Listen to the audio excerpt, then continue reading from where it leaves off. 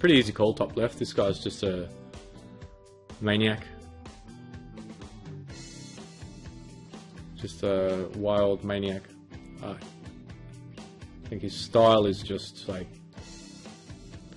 overplay all your hands and go on a run and just win a tourney.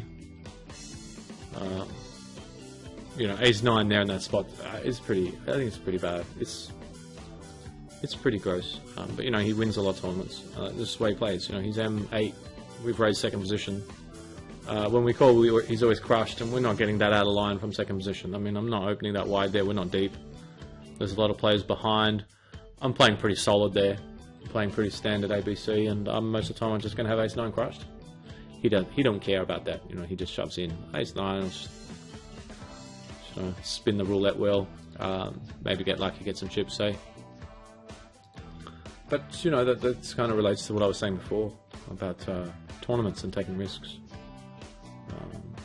You know, the game theory has kind of boomed in recent times. Everyone's, you know, game theory, it's poker's solved, you know, you can play perfect. And I actually think, you know, game theory actually hurts most MTT players' game, because their game shouldn't really contain a game theory approach. In terms of equilibrium, I'm talking about. I mean, obviously game theory optimal is in the sense that you're playing perfectly against your opponent. I mean, obviously that's what we want to do, but in terms of you know, playing equilibrium against a perfectly playing opponent, I mean, I'm not coming into any tourney and saying, okay, I'm going to play equilibrium and just presume my opponent is playing, you know, really well, and I'm just going to wait until he does something that tells me otherwise, and then I'm going to adjust. No, I'm just going to come into the start of the tournament and just presume I'm playing against a massive fish. Unless I know otherwise. And so I'm just going to play my default strategy that I would play against the fish, where I value bet a little bit thinner. And I try to use initiative and uncapped ranges a little bit more, and make more believable bluffs, and if I am going to bluff, and you know, isolate a bit more, and just try and exploit. You know, if they're folding too many c-bets, we're going to c-bet more. If we're folding to 3-bets, we're going to 3-bet more. You know, if they're not folding to 3-bets and they're sticky, they don't fold to c-bets, well, we aren't raising loose. Obviously, I'm sort of getting into the HUD now because this is not defaults. But you know, what I'm saying is, I don't even start out at sort of an equilibrium. I start out just presuming my opponent's going to play like the majority of MTT players, and that's just based on sample size, and that's just the way it is. Because the majority of players are just bad. I mean, especially at the stakes we're playing for this series. What would we call it? Wouldn't really call it a show. I can't imagine it being on TV. But yeah, I mean, you know, who knows? Who knows? I mean, it's not exactly 2 months, 2 million.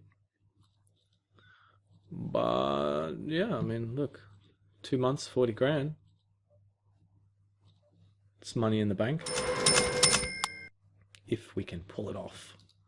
And we have to keep playing well, and we have to keep exploiting our opponent's tendencies. And that's just what it's all about in MTTs, really, is just trying to exploit your opponents. And, you know, if you're learning about game theory, you know, I mean, you got to be careful with it. I was going to say it can't hurt, but I mean, it can hurt, I think. It really can. I think it can confuse some players a bit about the way they're playing, or maybe I'm unbalanced here and I shouldn't be betting the size, or I shouldn't be betting all the time on this board, or hell yeah, you should, you know. Why are you doing that? Because your opponents are overfolding. So keep betting on it. You know, of course, you know, I guess it's an instance where you're against top players and they might adjust to you, or have some sort of adjustments they make. Or they might be playing a little bit in a more balanced fashion. Yeah, I mean, in that sort of sense, you know, at the higher stakes, it could make some sense. But even still, though, I mean, it's not that rare. I mean, most of the MTT regs are not playing anywhere near sort of even thinking about balance, as far as I know. I'm talking about players like Poker Kaiser and Zack Attack and these aggressive, you know, Fu16 or whatever it is, his name is. Yeah, these guys have really good results, and they just play massively exploitable, just wildly aggressive games. And you know, the thing about playing ultra aggressive and just trying to exploit your opponent all the time, and whether it be 3-betting really high or c-betting with a really high frequency. The times when it actually sort of just works a lot, which will just happen. I mean, sometimes things won't go your way, but other times people just fold into raises, and people just fold into c-bets, and they're just missing boards, and that's kind of what Gus Hansen said happened to him when he said he won the Aussie Millions. Is whenever he was in the big blind, he got a lot of walks, and whenever he raised with a marginal hand, everyone just folded. So when he had a good hand, a lot of the times he got paid off, and sometimes things just go your way. But if you're not raising a lot, if you're not in there mixing it up, you won't know that because you won't have been in the hand. And that's, that's I think, that's the nature of MTTs. You might play a slightly above, from a balance point of view, you might be playing like every hand reasonably well, a little bit above EV. But I'm not always sure, I'm not sure that's even going to be good, because you want to just try and play, super aggressive exploiting players, and then, a lot of times you've just donked off a stack, but then sometimes you just accumulate some massive stack and chip later and ship the tournament. It's better than just getting there with a min cash, because tournaments are designed, so that we don't have much time. We don't have much time in tournaments to get our hands on all the chips, and that's our objective, right? Is to get all the monies. We don't have a lot of time to do that, and so we have to. Wow, this is pretty kind of nasty here. I think I am just gonna. We got the blockers as well. SPR's 2. It's a little bit ugly, but I think I'm just gonna pot it and hope he folds. If he gets it in there, we're not gonna have very good equity. We had the top pair blocker as well, I guess, which is good. This is kind of a weird spot, top left. We got a guy that's been pretty tight opening, pretty tight from early, and he's checked the flop. And I think a lot of times here he's got king, queen with a diamond, ace, queen with a diamond, ace, jack with a diamond. He could have ace, king and just be kind of really scared. The reason why I think that, I mean, it's not super likely, but I mean, his stats say that he's just really tight from early position. I guess he can have jacks with a diamond as well, tens maybe, or he can have ace, queen, no diamond. Is another hand.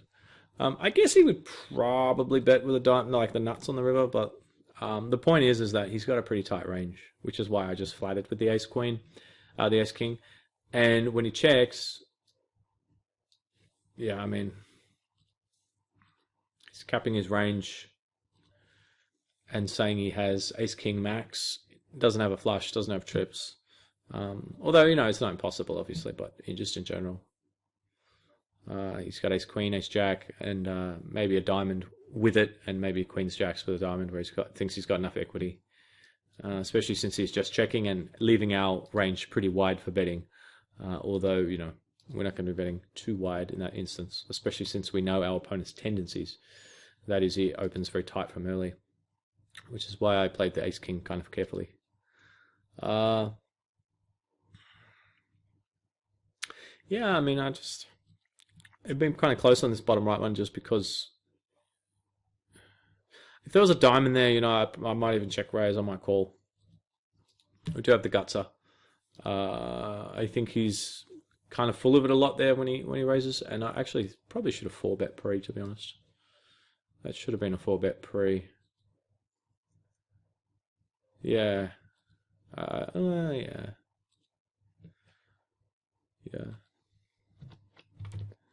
Don't mind the old 4-bet pre there.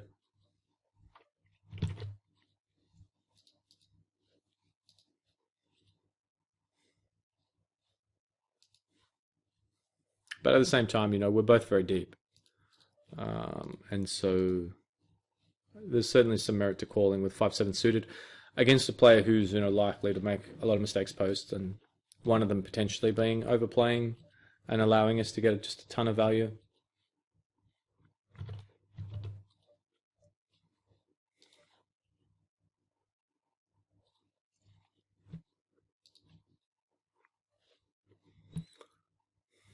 Just got to keep building these stacks now. We've got the 4 stacks going. I've got a few chips top right. And I'm just going to touch some wood. I don't want to jinx this top right table now that I've said that, I've said that. You got to be careful saying that. I meant to say we have very small stacks, and yeah, it's up to the hands of the poker gods. It's a 33 turbo top right, so the poker gods will be heavily involved. And when I say heavily involved, I mean, I don't feel they've been very kind to us. So I kind of hope they're on holiday or something, that they're just away. They're not at their desk, they're out of the office. And that might give us a chance to actually, get busy winning some hands and some flips and some key pots. I mean, they can't work every day of the year, I would think. Even the poker gods would have to take some days off, and this looks like they, well, I mean, at least we got a split, but they might actually be out of the office, which could open the door up for us to ship a couple of tournaments today, which would be good for the roll, because we did have a losing session yesterday.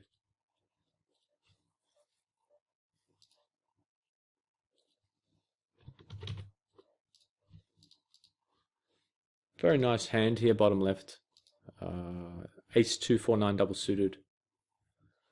It's very strong. The 9 is a bit of a, well, it's a dangler, to put it mildly. But at least it's suited with the 4.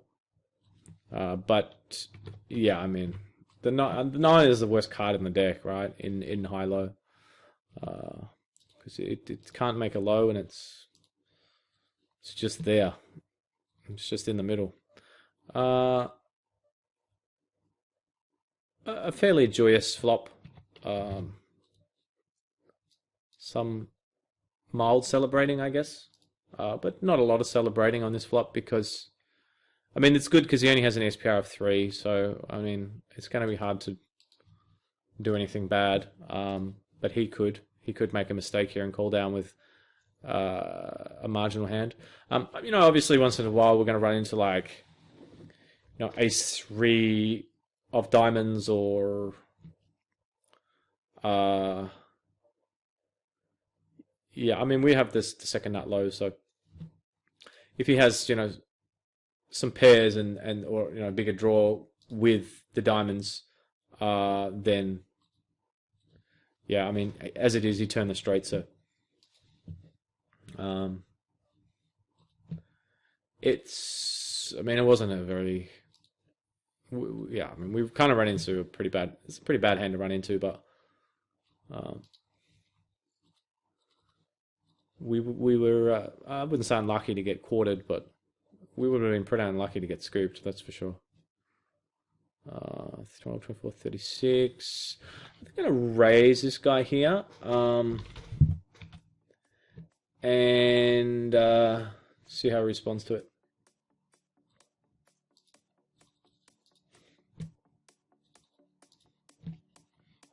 I think it's kind of I think a raise that players would probably make a lot. Well, problem is now is that the SPR is almost 2. Jacks and 8s with their re-raise. You could have ace 10, I guess, or ace 9. I think I'm going to bet here. The reason why I'm betting is because even though not much worse will call, at that point, okay, let's say we check and the turn's a brick and he bets, we're not folding. And so, given the SPR and the fact that the pots become so massive and we likely have the best hand, I just want to protect it and pick up that pot. It's become a fairly significant pot, pot to win. But if we check and he picks up a heart, or if he's got king queen and he hits a gut shot and now we get stacked, it's pretty devastating. So in that sort of situation where you know you're probably going to be calling down, and the pot's already huge, and there's a lot of bad turn cards, it's usually in your best interest to just say, okay, I'm going to take this pot now, thank you. Rather than try and check and induce bluffs, or try and get value from worse on later streets. This is really close, bottom left. We've got the nut flush draw, we've got a gut shot to a low gut shot. I think I'm just going to raise. Got a backdoor low as well. Yeah, I think I'm just going to build this one up. Oh, it's like the worst card in the deck. Probably actually, wow, ace 2 6 6, that is so gross. And somehow he gets there. That was disgusting. Wow, and how does he bet turn? How does he call flop? So gross. Wow. Yeah, the thing about the river is, like, we beat, unless he's got a pair in his hand, which, he probably shouldn't really have that often. We beat, unless he's got ace king. If he has like king, queen, jack, 9, which I thought was kind of some hand like that, it was possible. Or even if he's got, king, queen, yeah, well, like I said, king, queen, jack, and something, we beat that hand because we got 3 10s with the ace queen. Because he can't play his pair of jacks, so because he's got 3 10s and he has to use 2 cards. For those of you that haven't played a lot of high-low or Omaha, for that matter.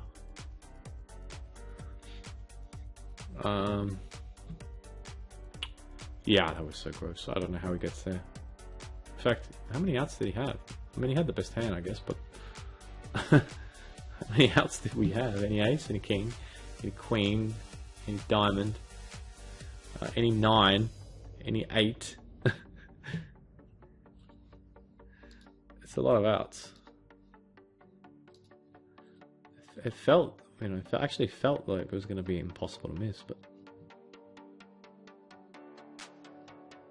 somehow we did. Somehow we missed everything. I should really mark that guy. Sick overplay with a donkey hand in high low. And I would go as far as to give that special, I think. It's not a very descriptive. Oh, it's descriptive. It's not very, in terms of specific exploitable weaknesses, it's not very specific. But in that instance, I think the main thing, the theme is to get the point across. Make sure we know he's a donkey that we can target. And that's why I use this color system, because I can just glance at the HUD when I'm in a hand. If it's a player I know, I'm kind of familiar with their style. But what I really want to know is, I want to know if they're laggy and tight and that sort of thing. But at the same time, the very first thing that I like to know is, are they a massive fish? I like to know that straight away, because that's really going to alter the way I play. Probably more than anything.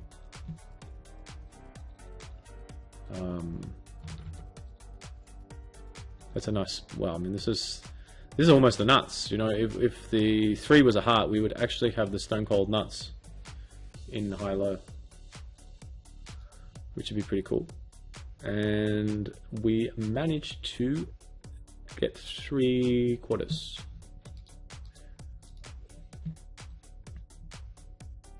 But yeah, as I was saying,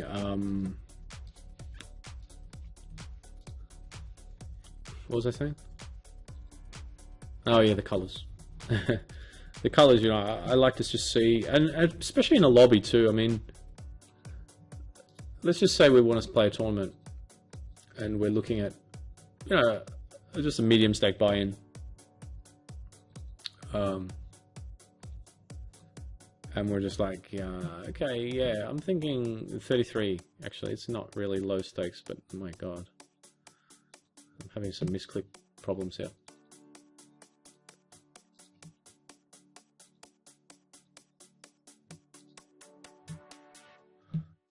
Let's just say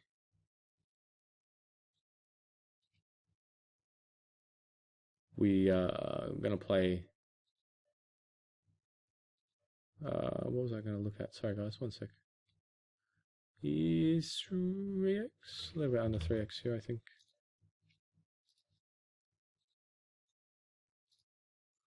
Just having a brain malfunction here.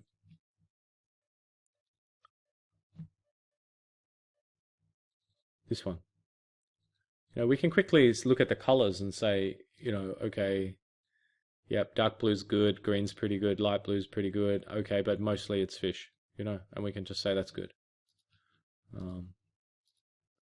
We think we can beat this tournament. There's value there. I mean, it's pretty quick to spot that with the colors that I use. You wouldn't know that if you didn't use this system. You know, I mean, I'm not saying there's anything bad against using a more strategic for your playing style. Well, what would you say? You know, just narrowing down a player's style. I think that's fine too. 6, 12, 3, 15. Wow.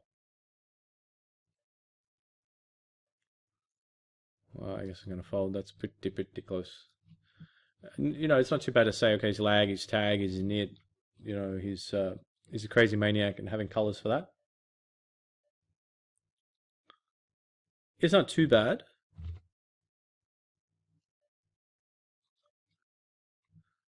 But, well, personally, I prefer to know. I can look at the HUD and see the specific details that I want to pick up on. The first and foremost thing I want to know is, you know, how likely is this guy to make mistakes, really, is the bottom line. How likely am I to get in profitable situations with this guy? And, you know, tag or lag doesn't tell you that. I think I might actually just, yeah, well, this is pretty close this hand. What is his M10ish?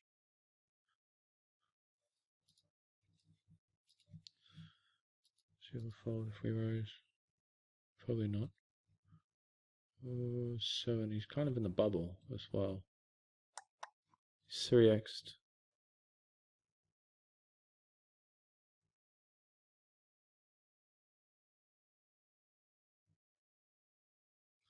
Temper steel is pretty high.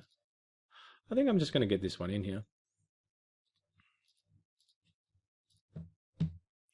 It's not a great spot, but we do have a low and we have the kings.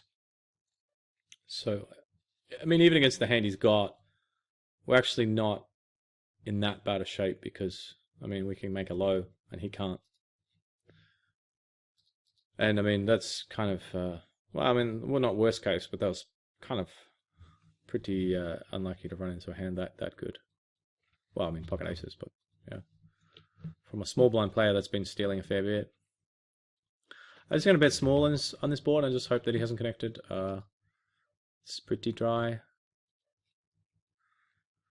And probably, yeah. Probably if he bets river, I guess probably fold.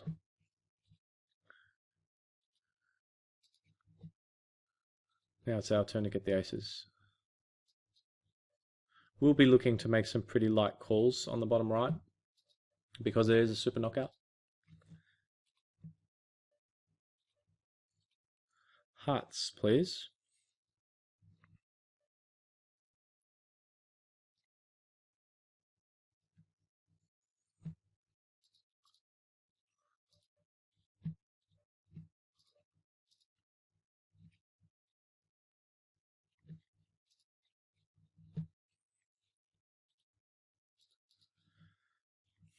In a few hands, bit of action. And it is the bubble, so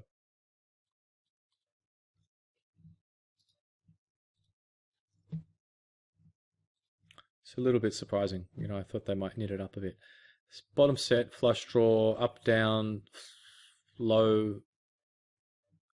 I mean, we have got a lot going on this hand.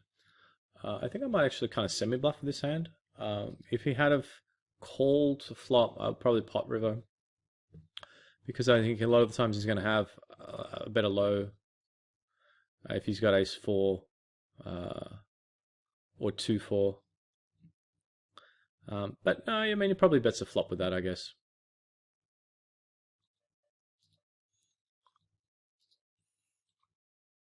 But the thing is, I don't think we ever don't get at least half the pot. Very rarely. I mean, unless you check back like nut low, nut flush draw. But most players generally don't really do that too often.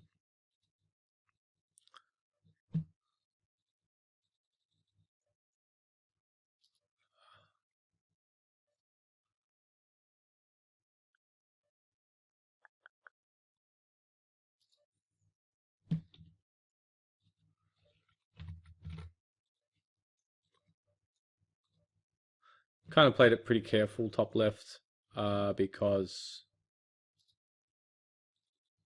we have this guy again that's been pretty tight opening from UTG. He had ace queen before. He played it pretty careful. Deep stacks, bottom right. So from in-raise 3-way against all deep, I'm going to call here with 5-8. And I think I'm just going to continue after a little bit of thinking.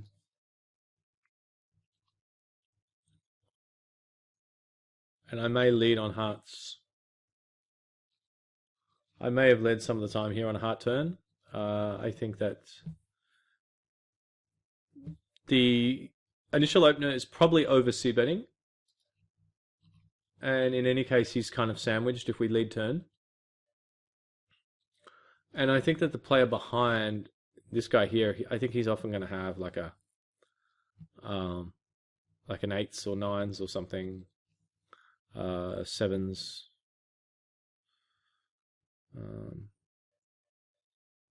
I think we can't quite fold for that price because the 7 gives us the stones, which is a real bonus. Because if he somehow happens to have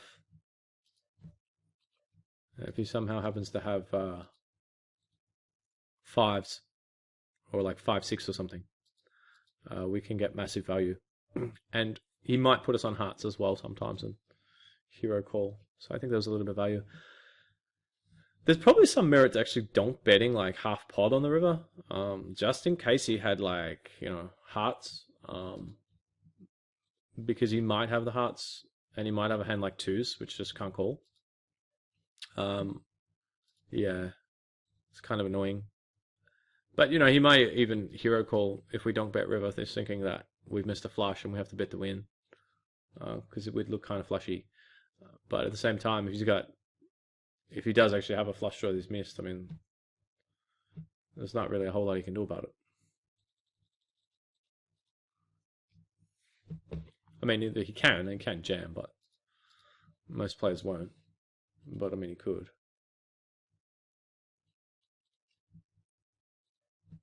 It'd be pretty ballsy if he did.